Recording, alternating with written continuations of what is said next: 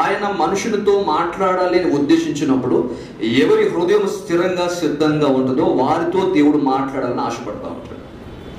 So ఈ చురుకుదనం అనేది ఎవరి జీవితంలో ఎప్పుడెప్పుడు ఉండాలని ఆలోచన చేస్తే, ఆత్మీయతలో అడుగుపెట్టిన ప్రతి క్షణము నుండి అంతిమ యాత్రలో ముగింపు వరకు కూడా ఆత్మీయ చురుకుదనం అనేది ఉండాలి. అవునా? శరీరము ఆత్మసిద్ధమే కానీ శరీరము బలహీనం. శరీరము కృంగిపోని, కృషించిపోని, బలహీనము కానీ, రోగంలో ఉండని, మరణ శయ్య పైన సైతం ఉండని, కానీ నీ ఆత్మ సిద్ధంగా ఉన్నట్లయితే నువ్వు పడుకొని అద్భుతాలు చేయగలుగుతావు. హల్లెలూయా. కొన్నిసార్లు దేవుడు అలో చేస్తాడు, కొంతకాలం వరకు ఈ శ్రమ ఉంటుంది, ఈ కష్టం ఉంటుంది, ఈ రోగం ఉంటుంది, దీనివల్ల ఏదో నేర్పించాలని కోరుకుంటాడు. ఆ సమయంలో మనం అనుకుంటాం, నేను బలహీనంగా ఉన్నాను కదా, నేను రోగంలో ఉన్నాను కదా, నా ద్వారా ఏం జరుగుతుంది అనుకోవడానికి లేదు.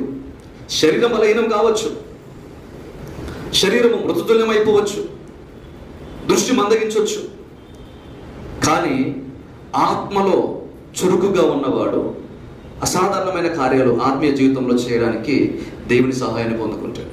హల్లెలూయా.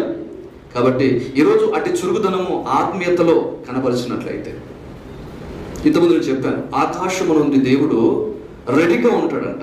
దేనికి?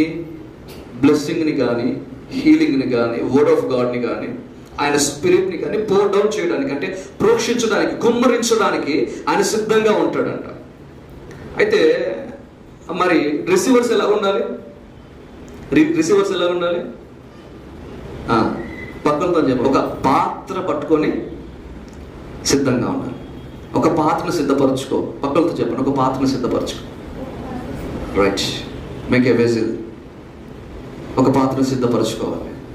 ఏంటి ఆ పాత్ర? ఏం సిద్ధపరచుకుంటున్నాం దేవుని దగ్గర? సో ఈ మాటల ద్వారా ఈరోజు మీతో చెప్తున్నటువంటి మాట ఏంటంటే, ఒక పాత్రను సిద్ధపరచుకోండి, ఒక వెజల్ని సిద్ధపరచుకోండి, ఒక ప్రిపరేషన్లో ఉండండి, ఒక ఆర్డర్లో ఉండండి. God going to talk with you, God going to visit you. Hallelujah. దేవుడు దర్శించబోతున్నటువంటి కాలము, దేవుడు మాట్లాడబోతున్నటువంటి కాలము, దేవుడు కార్యము జరిగించబోతున్నటువంటి కాలంలో ఆయన చూస్తాడంట. ఆకాశముడు చూసినప్పుడు ఎవరైతే వెయిట్ చేస్తారో, కనిపెడతారో వారిని దేవుడు మొదటగా ఆకర్షిస్తాడంట. హల్లెలూయా. వాడు అప్పుడే వచ్చిన వాడైనా పర్లా, అప్పుడే రక్షించబడైనా పర్లా, 30 సంవత్సరాల అనుభవం ఉన్న నేను గెంటేయగలుగుతాడు. ఎందుకోనంటే అతనిలో ఆసక్తి ఉంది, దేవుడు ఎప్పుడెప్పుడు మాట్లాడతాడు.